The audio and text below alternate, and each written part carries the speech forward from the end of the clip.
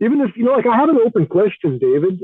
Maybe some of your viewers know this. I know you're in touch with a lot of experts of varying kinds. A lot of our trees, our orchard trees, fruit and nut trees, they actually didn't get burned, but the heat from fires everywhere, sometimes 100-foot wall flames, they they dried up all the leaves. The trees themselves didn't get charred. And I'm wondering if I should take some action and prune them at a certain time, maybe in the winter. Should I leave them alone? Does anybody know the answer to that? How, if they'll come back, or if there's something I can do to help them come back? What do you think?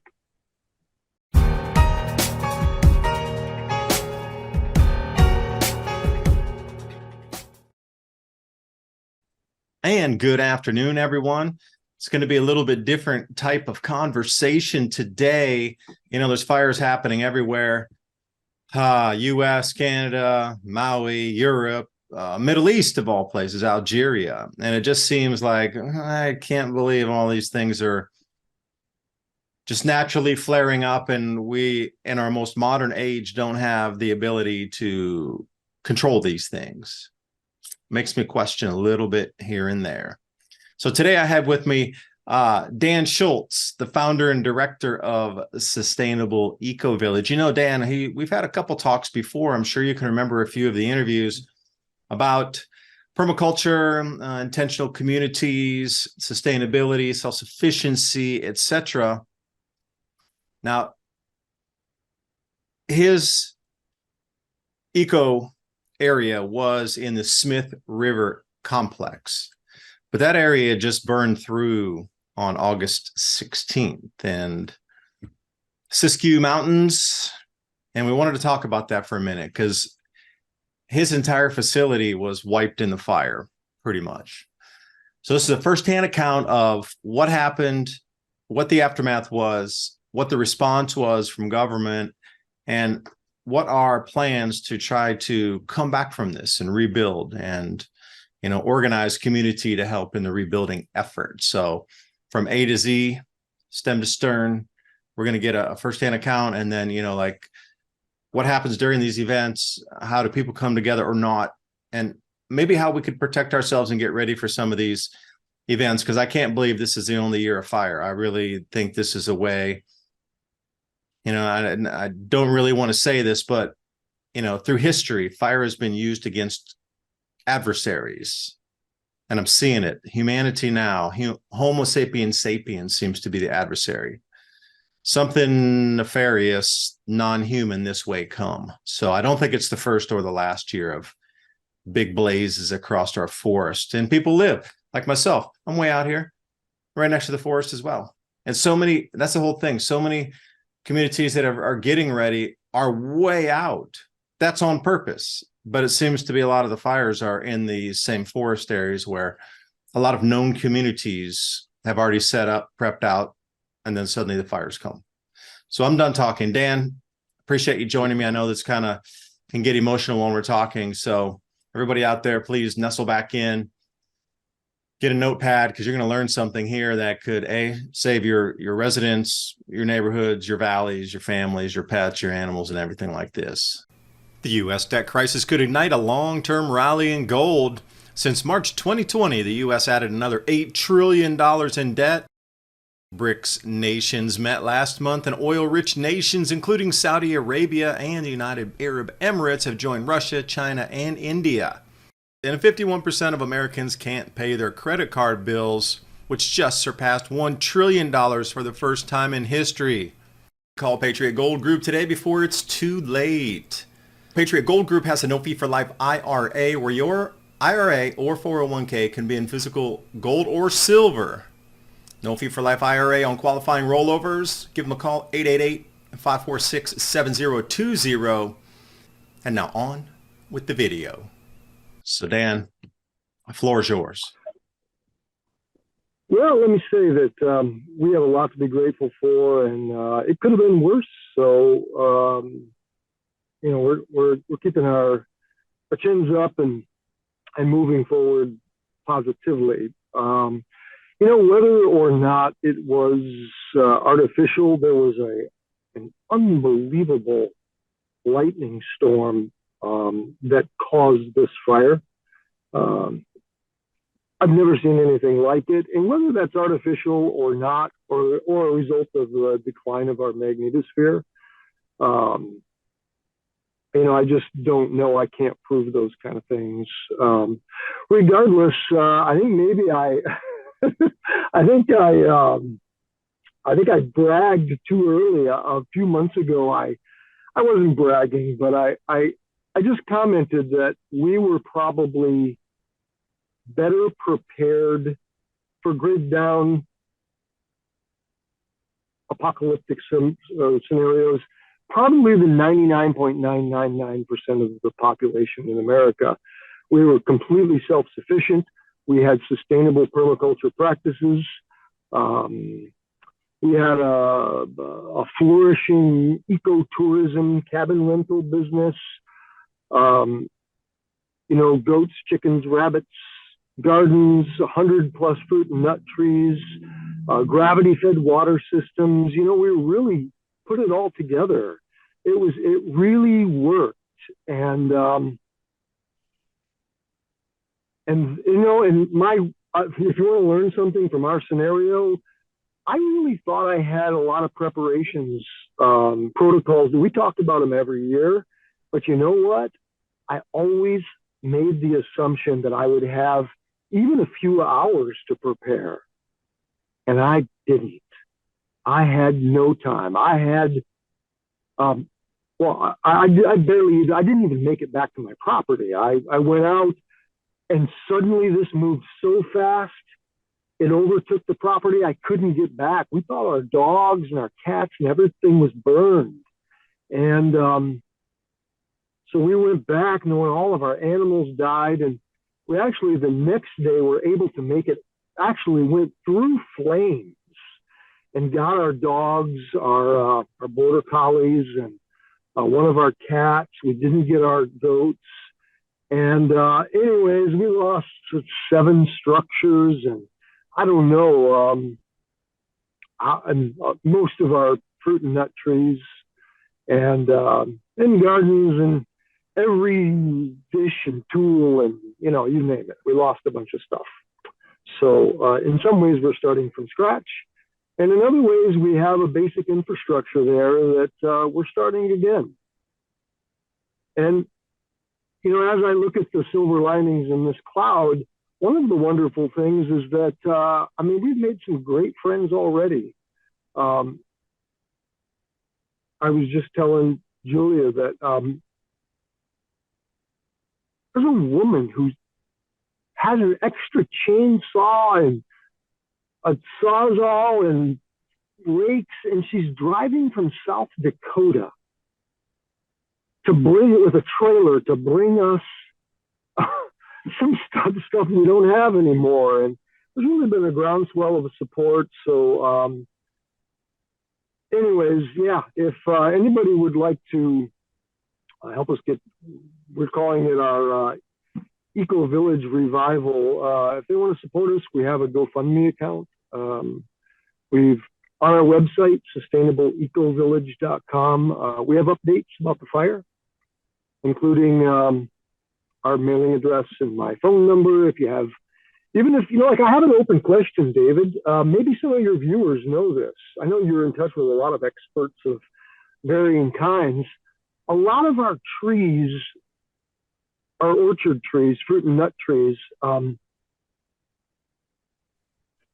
they actually didn't get burned, but the heat from fires everywhere, sometimes 100-foot wall flames, they dried up all the leaves. The trees themselves didn't get charred. And I'm wondering if I should take some action and prune them at a certain time, maybe in the winter. Should I leave them alone? Does anybody know the answer to that? If they'll come back, or if there's something I can do to help them come back? What do you think? Yeah, well, I know when we have drought, it seems the first thing the leaves drop off as a defense mechanism for the tree to survive. So please, if anybody does have that answer, I'd be interested also, and I'm sure everybody else would, if you can put it down in the comment box. Yeah. The comments below, because anybody out there that's an arborist or might, work with different plantations or some sort of orchard as a professional business, what is the best practice for that? Because how do they heal? How do these trees heal? Yeah, exactly. I won't actually get a message from this video. You'll get them. But if somebody can go to my website, I have a number to text and an email address. If they really know the answer to that, I would love to have that knowledge. Yeah, just a point that you keyed in on when you first started, that these storms, electrical storms that are becoming so much more intense. As I scroll through my social media or different kinds of social media, I see the same kind of strobe light lightning that you described that we had here before. We had record rain. We had 6.2 inches of rain in 3 hours. But the same thing was true. It was the most intense lightning. It was like a strobe light, and then those concussions would all arrive at the same time. It was like that for 3+ hours. And I hadn't experienced something that heavy and that electrical in the atmosphere before. For me, it was my first time really getting in sort of a plasma soup, but you described the same thing.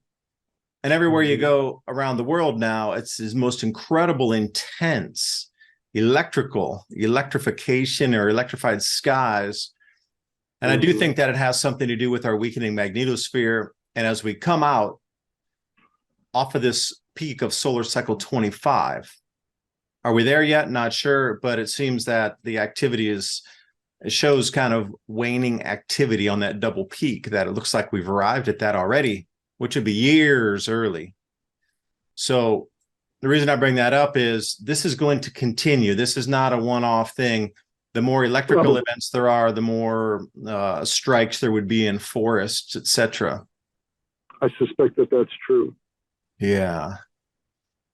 Yeah. So, I guess my suggestion to your listenership is, I have a whole lot of woulda, coulda, shouldas, wish I would have done as, but at the beginning of the season, you really, I should have taken other preparations. I don't know if that would have saved many of our structures, but because in this situation, there were crowning fires and there was a wall. I mean, our structures could have caught on fire from 200 yards away across the valley. I really should have taken preparations at the beginning of the fire season to get rid of the carbon, even to store our hay away from the building. I didn't do that. So, that is an excellent point, is that we are likely to have more. You have to understand that we actually have 9 times less burn acreage these days than we had in the 1930s. Every decade from the 30s, we've had less burn acreage. And we can expect that probably over the next 9 decades, it will at least incrementally, systematically increase. We can count on more burn acreage. Yeah, so that was an interesting thing you said about the hay there. Now, would you have cut more brush or cut more trees around the structures? But that's kind of the point, to live in harmony with those trees and have them so close and have that, energy as part of your dwelling. Yeah. Yeah. But, hey, what happened, and we'll make the best of it. And we'll move forward in positive directions. And we still have a great sustainable, we're missing some infrastructure, but we're getting water systems already. I got 2 water tanks and some poly pipe, and we'll put some things back together and get back up running. And our greater community, it's been awesome. It's been amazing. And I'm humbling myself to accept, our tribe, our people that care about this kind of thing. So, That's all I have to say. And if anybody has any questions or comments, they're welcome to contact me. Yeah, and I have a question for you. Like when you said infrastructure, what infrastructure survived the blaze itself? Because you said something was still intact. So what was that? Or what could you have protected more, like covering with earth or something that might have been more able to withstand heat in a blaze like that? So first, what was left? And then what do you think you could have hardened in advance that might have protected it? Well, one of the things, we've been criticized before because I got literally tons and tons of ceramic tile in the early part of this project. A lot of dumpster diving. We went to tile shops from Craigslist, free stuff. I've literally tons of ceramic tile. And we have 2 buildings that are completely covered in ceramic tile mosaics. And it was an art project. And people are like, you're spending too much time on the tile. The apocalypse is coming. You get better things you can do. Well, all of our tiled structure survived. We have what's called the Sunrise Bathhouse that is completely surrounded in ceramic tile, and it stands today. It had a wood-fired steam room and a composting toilet and a bathroom, and so we have a bathroom and a steam sauna because of our tile work. So yeah, there's a lot to be said for earthen tiled. And there are other things that we built that were like we have an Earthship style greenhouse we call the solarium. It's almost all cinder block. And while I thought the roof was going to be gone, there was enough clearing. Actually, the whole solarium, our greenhouse, it's 200 feet long. We really grow a lot of food in it, and it survived. We have an underground hobbit hole built out of concrete that survived. We have I buried a root cellar, stone wall, 4-hour fire rated door. We've got lots of food storage, and that all survived. So yeah, it wasn't all lost, and we still have springs. We live in the rainforest. Our forest will renew this charred land, and when we hook up our water, we still have gravity fed, awesome, beautiful water, great air. Yeah, we've got fundamentals to work with. So let me ask you, in terms of equipment, coming back from losing what it seems like most or all of your preps, what do you consider number one most needed thing? And like, if you're going to give me a list of 3, like what do you think the top needed things are to help you start that process of rebuilding again? I mean, I'm sure the list could go 100 deep, right? But just, okay, 5, just giving an idea for people out there listening, like, oh, we lost. Okay, now what do we really need on a forested property to get things kicking back into gear again? Well, that's tough because we lost everything. I had a wonderful cider press, and we don't have that anymore. We have tons of apple trees. I hope they all survive. We had so many canning jars. I must have had 500 canning jars to preserve food, and now we don't have any. I don't have a chainsaw anymore. Fermentation crocks. We have 2 water tanks. And I should say that we didn't have insurance for this. We live off grid, and you can't get insurance. So it's not like I'm expecting some windfall. And really, in some ways, I went all in. I was all in on preparing, and I put everything into this. So we really are starting from scratch. Water tanks, but not many people are going to ship us water tanks. What else? What else, Julia? Seeds. I had such a wonderful library of seeds. I had so many organic heirloom. My whole bin, it was in our community hall, and it is ash. So any seeds or plants, our land is scarred. And while nature will, we have an opportunity to replant it with all the things we want. There's a lot of huckleberry bushes at our place. They're all gone now. So plants and seeds are a wonderful idea. anybody out there that's listening, if you think you can help at all, please contact Dan. I'll leave the website down there, sustainableecovillage.com. And then also you can get in there, contact him, phone number, email, or what it is. Because, there's going to be a lot of lessons learned out of such things. And I just hope I don't have to deal with that myself, and having minutes of notice to, clear out your house of, Yeah.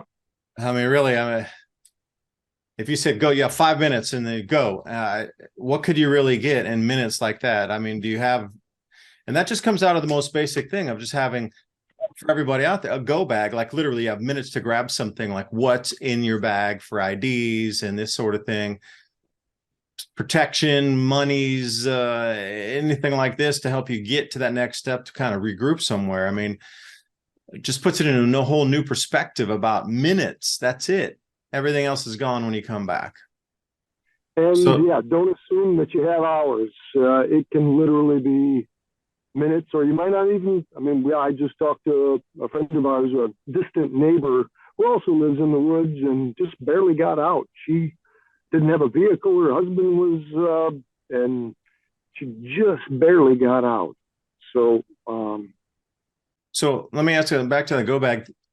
Like, what is the most important thing in your opinion, since you've lived this already, of things that are super difficult to replace that you would take with you? Obviously it has to be more lightweight. You're not going to be lugging all your firearms out with you, or, 25, 30 pounds of gold or something like that, or silver. It's going to be difficult to move all that heavy weight. Like what really do you think are the most essential things? Like your passport, your driver's license, some sort of deeds for the home, something for the car. I don't know, titles for the car. I'm not sure. I mean, what would it have been in your opinion? Water filter. We lived on in the dunes for about a week. A water filter and a multi-tool, Avenue Leatherman. Actually, in the end, I had an emergency first aid kit in my car that actually came in handy. I don't know. My go bag is always in my car. That includes a water filter, but hey, you know what? It's probably different for everybody, and depending on where you live. It's a good time to reevaluate and think that through and say to yourself, what would I take? What's convenient and appropriate to always have handy when you, if you needed to get out quick. Yeah, and one last question for you. You talked about mind frame and like looking for the silver lining in this type of event. In our previous, talks as well, you were super focused on mind frame, gratitude, thankfulness, and then just reframing life itself at any way and any time to help you move through one situation to the next that might not be, considered a positive thing in life. So, where do you sit on mind frame and those others around that you saw that were, their homes or their properties in the fire too, like mind frame on this whole thing, event? Well, I think your listeners, I know I'm in touch with your subscribers and the people that are in contact with you. And I think all of them would understand this idea of impermanence, David, that, you could have all the Bitcoin or gold. And in 1933, the Gold Act, they confiscated all the gold in the country. They can do the same with, if you think you're going to get out of this with Bitcoin or digital cryptocurrencies or Cordal, they control the entire game, whether it's Agenda 2030 and relocating you into cities.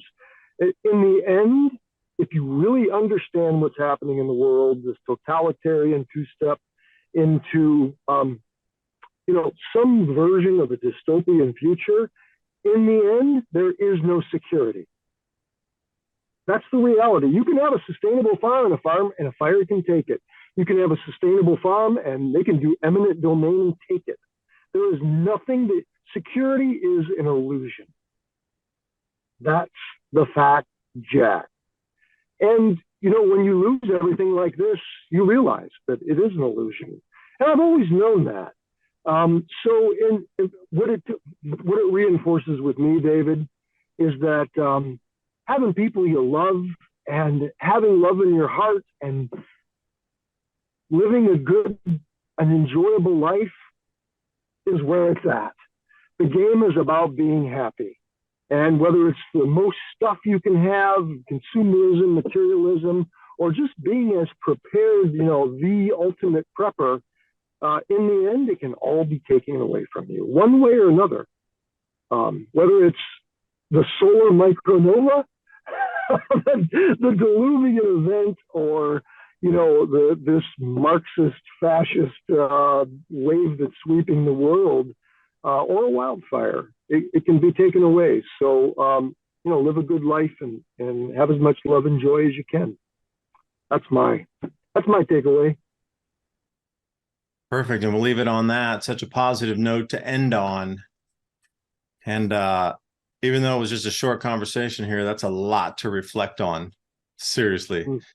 If you have anything that you're getting ready for, it's almost like you're going to have to not prepare, but re-prepare for these changes that are coming, or reevaluate for the preparation as we move through. Like my fire's been lit under me, because of the floods that came through here. And we couldn't get out either. I mean, it was flooded every single road. The road behind on the mountain, even the back way to get through, that was a complete lake back there. But it was a low, anywhere you come to the bottom of a mountain is going to be a low area. They don't call it the bottom for nothing. It's always going to be flooded there. And the bridge was out on that little road, and out here, the pond overflowed. It couldn't get anywhere. Couldn't go through the neighbor's property. Everything's flooded. So for me, it was a reevaluation also, nothing on the scale that Dan experienced, but, the fire was already kind of lit under me anyway, going, whoa, I was totally unprepared for what had happened there, in terms of if I would have had to exit, like if there would have been a landslide coming down, there's nowhere I could have gone, really. Yeah. So that realization right there, that you're right, that you are where you are, and you've done the best you can to the point, but there's always going to be these unknowns or things that you just never ever accounted for or thought that were on the radar. Exactly.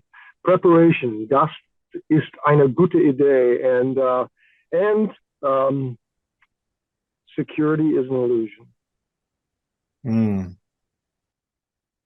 Well, at least no people perished in that fire that were around you. That's the most important thing. Things can be rebuilt, but people can't. Yeah. Everybody got evacuated. No human life was lost.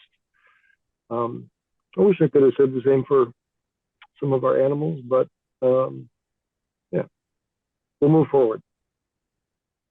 And that's what life's going to be about through these changes as we continue through the next year or two. So anyway, I appreciate your time. Hope you got something out of our conversation that can help you in your real life. Get prepared for some of these changes. They're here. It's real. And it's not going away. It's just going to intensify from here. So Dan, thanks for joining me. And again, I'll leave everything down in the comment box so you can get a hold of Dan directly and start your own conversations and see how y'all can work together. Thanks, David. Bye for now.